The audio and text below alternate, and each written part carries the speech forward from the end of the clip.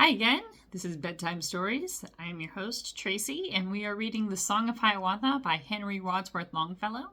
This is Canto number 7. Canto number 8, sorry. Roman numerals. Darn it. This one's named Hiawatha's Fishing. Forth upon the Gitche Gumee, on the shining Bixie water, with his fishing line of cedar, of the twisted bark of cedar, forth to catch the sturgeon Nama, Mishi Nama, king of fishes. In his birch canoe exulting, all alone went Hiawatha. Through the clear, transparent water, he could see the fishes swimming.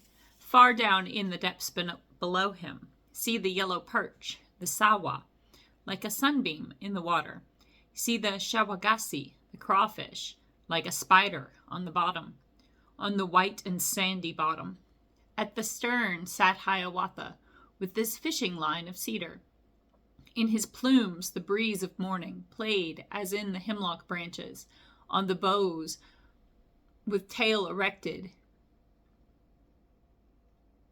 Sat the squirrel Ajiduamo. In his fur the breeze of morning played as in the prairie grasses. On the white sand of the bottom lay the monster Nama. Lay the sturgeon, king of fishes. Through his gills he breathed the water. With his fins he fanned and winnowed. With his tail he swept the sand floor.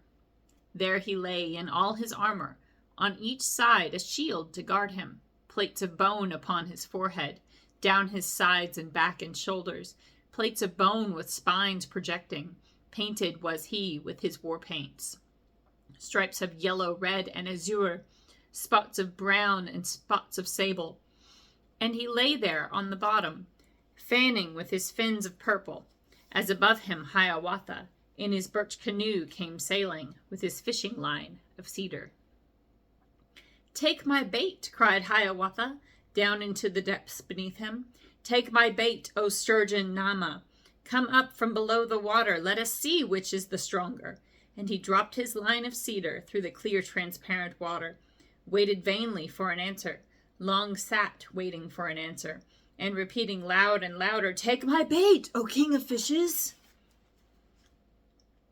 Quiet lay the sturgeon Nama, fanning slowly in the water, looking up at Hiawatha, listening to his call and clamor, his unnecessary tumult, till he wearied of the shouting, and he said to the Kinoza, to the pike, the Maskinoza, "Take the bait of this rude fellow, break the line of Hiawatha." In his fingers Hiawatha felt the loose line jerk and tighten. As he drew it in, it tugged so that the birch canoe stood endwise, like a birch log in the water, with the squirrel Ajiduamo perched and frisking on the summit. Full of scorn was Hiawatha when he saw the fish rise upward, saw the pike, the Maskinoza, come nearer to him, and he shouted through the water, "Isa, Isa, shame upon you! You are but the pike, Kinoza. You are not the fish I wanted. You are not the king of fishes." Reeling downward to the bottom sank the pike in great confusion, and the mighty sturgeon Nama said to Ugudwash, the sunfish, to the bream with scales of crimson, "Take the bait of this great boaster, break the line of Hiawatha."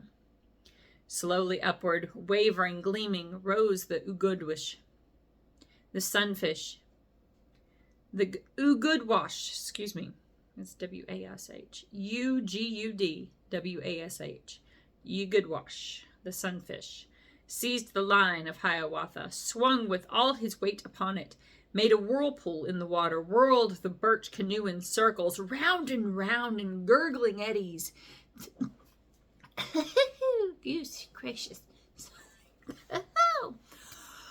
Hold up. I'm going to start that stanza part over again. Hang on. Give me a sec.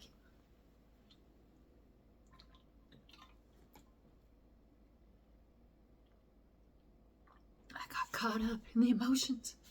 Whew. These poor fishes. Okay. Okay. Slowly upward, wavering, gleaming, arose the Ugudwash, the sunfish. Seized the line of Hiawatha, swung with all his weight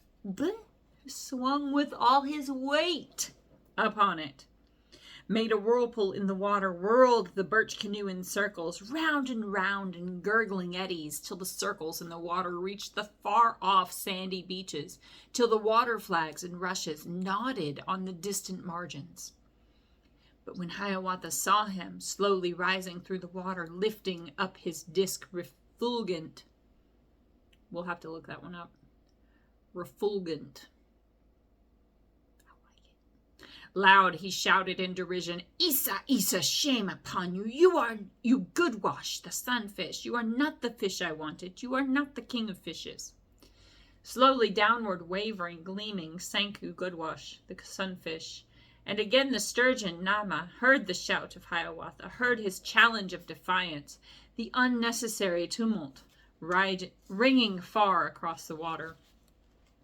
From the white sand of the bottom, up he rose with angry gesture, quivering in each nerve and fiber, clashing all his plates of armor, gleaming bright with all his war paint. In his wrath he darted upward, flashing, leaping into the sunshine, opening his great jaws, and swallowed both canoe and Hiawatha.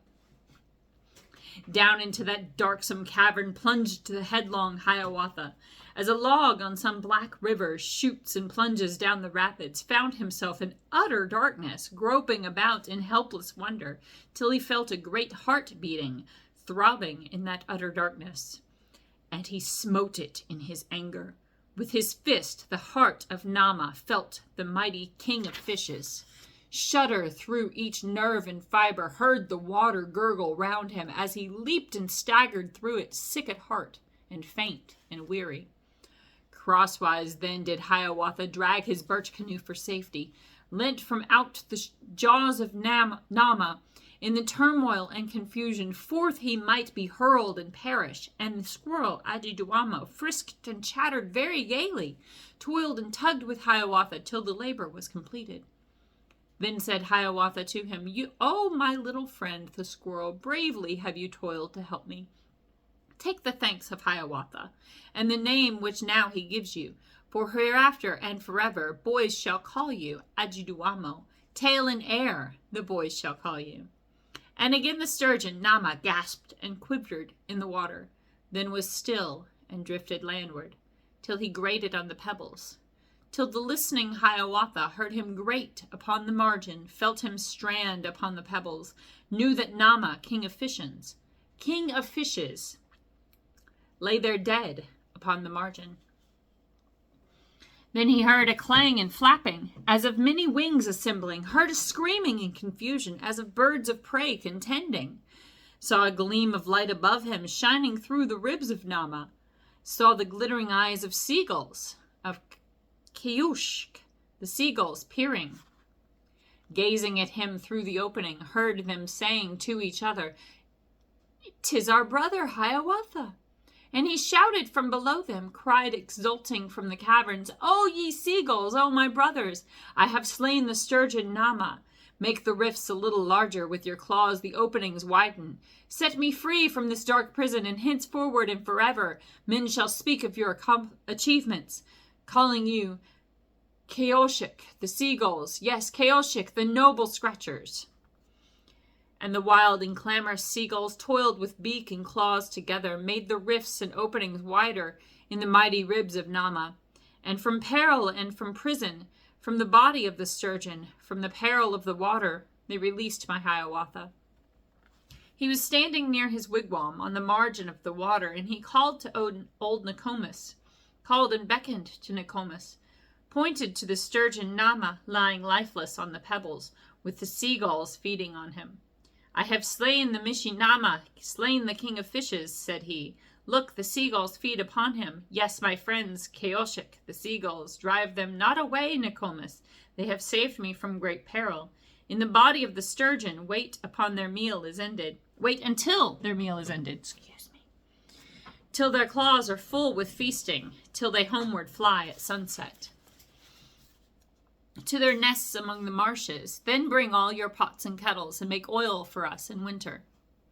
And she waited till the sunset, till the pallid moon, the night sun, rose above the tranquil water, till Caoshik, the sated seagulls, from their banquet rose with clamor, and across the fiery sunset winged their way to far-off islands, to their nests among the rushes.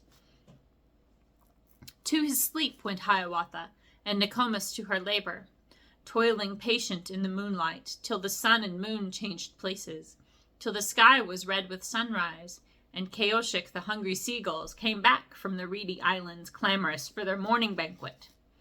3 whole days and nights alternate, old Nokomis and the seagulls stripped the oily flesh of Nama, till the waves washed through the rib bones, till the seagulls came no longer, and upon the sands lay nothing but the skeleton of Nama.